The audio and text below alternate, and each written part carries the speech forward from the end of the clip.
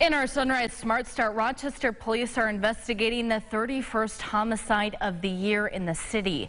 Officers responding to a neighborhood in the Upper Falls around 7:30 last night. Erica Cos joining us live this morning with what you need to know. Erica. Good morning, and unfortunately a 17-year-old city resident has died here. Police are responding for the report of gunshots last night in the area of William Warfield Drive and Robert Warfield Drive. This is right by Upper Falls Boulevard near Joseph Ave and North Clinton. Upon arrival, they discovered the 17-year-old was suffering a gunshot wound to his upper body. Immediately started life-saving measures, and he was taken to the hospital but did not make it.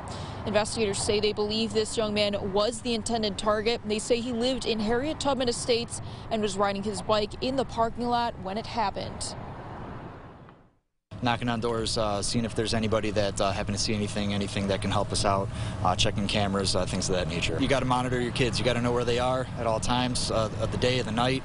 Make sure that they're home at a decent hour, know who they're hanging out with. Monitor social media. That's a big thing these days. And we're told there were kids playing in the basketball court when this shooting happened. Thankfully, no injuries reported there. No suspects are in custody at this time. Police say they're hoping to get information from the number of people that were outside in those daytime hours. In Rochester, Erica Cos, News 8. Erica, thank you. And police are also investigating a second homicide from the weekend. On Saturday, a man in his mid-20s was found dead overnight after shots were fired in the area of East Ave and Lawrence Street. This happened around 1 a.m. in the East End Bar District. While the investigation continues, the victim's identity has not yet been released. All right, let's switch gears here now and check in with James for a look at the forecast.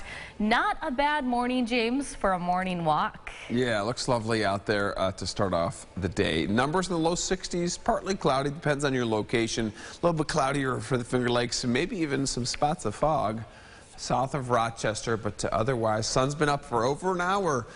Getting going on this Monday morning. Afternoon high temperatures, we're going mid-70s for you today. High normally for the 13th of June is 77. We don't quite get there today, but I think we get there tomorrow and through the middle of the week. That 8-day forecast will come up at the end of the show. Ellie? All right, James, thank you. Let's get another look at the roads here. We do have one accident just into the newsroom in Rochester on Stonewood Avenue. That's eastbound and westbound at Shepler Street. Otherwise, 390, 490, 590 looking good at this time. Well, new this morning, a 29-year-old man is in the hospital with a non-life-threatening gunshot wound. Police say their investigation began just after 12:30 this morning when they responded to the area of Leo and Remington Street in Rochester for gunfire. They later learned the victim had been shot, while in a parked car. While investigating, they say the 29-year-old man had been taken to Rochester General Hospital in a private vehicle. Police say no suspects are in custody. To Washington now, a bipartisan group of senators have struck a deal on a plan responding to the latest string of deadly mass shootings here in the U.S.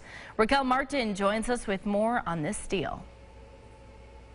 A bipartisan group of senators say they struck a deal on a plan to tackle gun violence that has plagued our nation, terrorized our children. Sunday, Senate Majority Leader Chuck Schumer praised lawmakers for finding a compromise. It is a good first step to ending the persistent inaction. And promised a vote. Once the text is finalized, I will put this bill on the floor ASAP. The framework so far includes new investments for mental health and school safety resources, more money to help states adopt red flag laws to stop dangerous people from owning a gun, and would require anyone 21 and under to undergo a more stringent review process before purchasing a gun.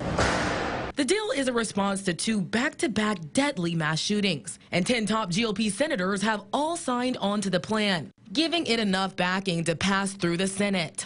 In a statement, Ohio Republican Senator Rob Portman called the measure common sense, adding, quote, "Families are scared, and it is our duty to come together and get something done that will help restore their sense of safety and security in their communities."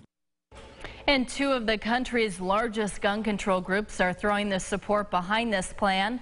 Brady, an organization launched after the deadly massacre at Sandy Hook Elementary School, is urging the Senate to act quickly. Developing locally now, police have identified a man arrested after a police chase that ended on Avenue D. 27-year-old Marcus Harris is charged with robbery, criminal possession of a weapon, and grand larceny after police say he robbed a man at gunpoint on Joseph Ave around 8 p.m. on Saturday. His vehicle was spotted by police shortly after. A brief chase ensued and ended on Avenue D near Bauman Street after Harris's vehicle crashed into a parked car. Harrison tried to flee on foot when officers caught up to him and put him under arrest. Well, happening today, Timothy Grandison, the estranged husband of former Mayor Lovely Warren, is scheduled to be in court this morning. This appearance is related to charges of criminal possession of a firearm, endangering the welfare of a child, and failure to secure a firearm. Back in April, Grandison pleaded guilty to conspiracy distribution of cocaine.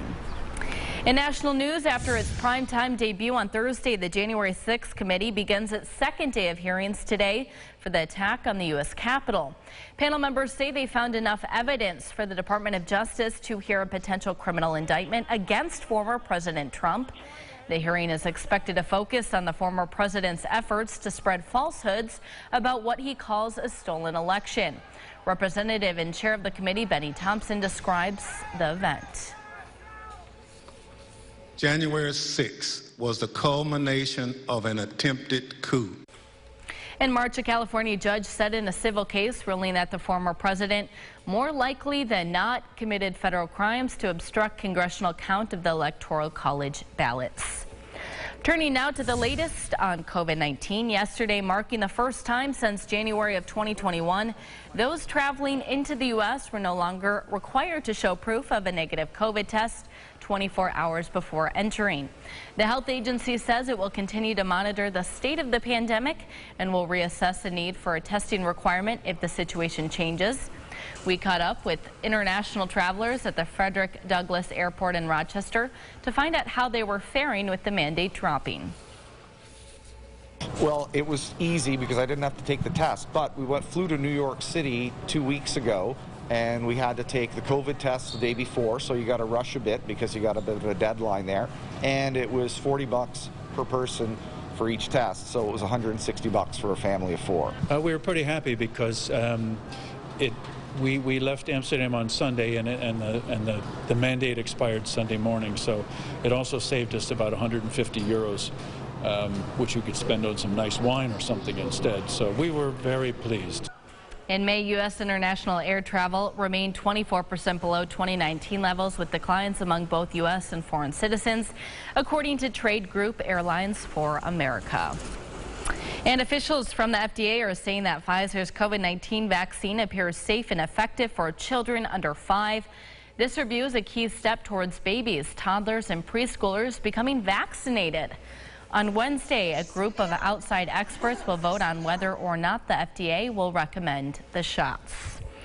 And here's what some people might be talking about at the water cooler this morning. 2 years later, LA Pride Parade returning beginning Sunday at 10:30 in the morning. The parade went through Hollywood, following other celebrations, including LA Pride in the park, attended by 23,000 people. LA Pride is organized by nonprofit Christopher Street West, and the parade is the first permitted parade advocating for gay rights in the 1970s. Looks like a lot of people out there celebrating Pride, James. And on the West Coast. Yeah. I mean, it is LA, but the weather looked very nice for that parade, too. Yes, it did. I think certainly at the water cooler at my house, we're talking about the previous story. Kids getting vaccinated under 5. Big news. Right, definitely. With my 1.5-year-old thinking about that. I'll be first in line, definitely. And if you've got some kids getting onto the bus stop today, as we near the end of the school year, just a couple of weeks left, certainly.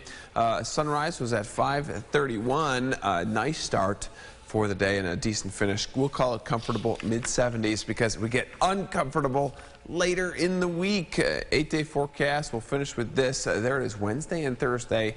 Upper 80s to near 90 degrees. They certainly stick out here on the 8-day forecast, and they'll stick out when you feel them, because we'll have those numbers cranking all the way up there. Uncomfortable sleeping weather with a lot of extra humidity, but those summer lovers that have been waiting for the heat, it likely should come, I think, this week. We'll be talking about it all week, James. Yeah. Not a bad idea to start drinking the water now. Planning for it, certainly maybe the AC going as well. All right, thank you. And thank you so much for watching News 8 at Sunrise. Our next update coming up in 30 minutes. CBS Mornings is up next.